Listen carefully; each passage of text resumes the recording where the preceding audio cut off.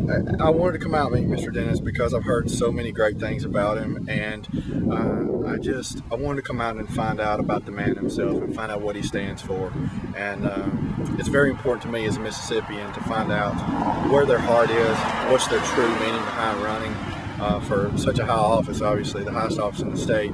And I was very fortunate to meet him.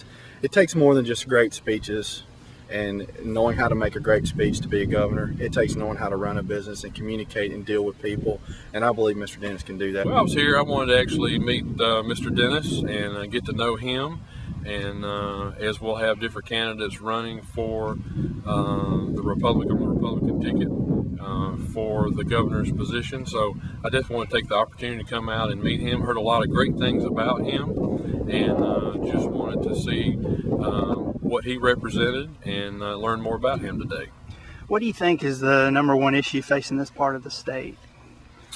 I think there's probably a number of issues actually. I think even though I live in Desoto County, where we have a great educational system, I think in North Mississippi, as well as throughout the state, we've got some items we need to address with education to improve our educational system.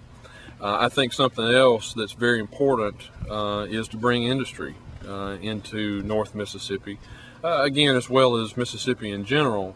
But I think we have a real need to be able to increase our ability to bring in more industry. Mr. Dennis is the CEO of a company and on the coast, but he doesn't really have any previous electoral offices or any kind of experience there. How does that strike you? I don't really think that's a factor at all. I think, matter of fact, when you come in with matter of fact having fresh ideas, coming in from the sector that he'll be coming in from, I think it gives him an opportunity to come in with presenting his ideas without kind of preconceived knowledge of maybe how other people have done things just because they were in public office. I don't think that has any bearing. Naturally, we have plenty of folks throughout time that have come into major positions that have never held a public office.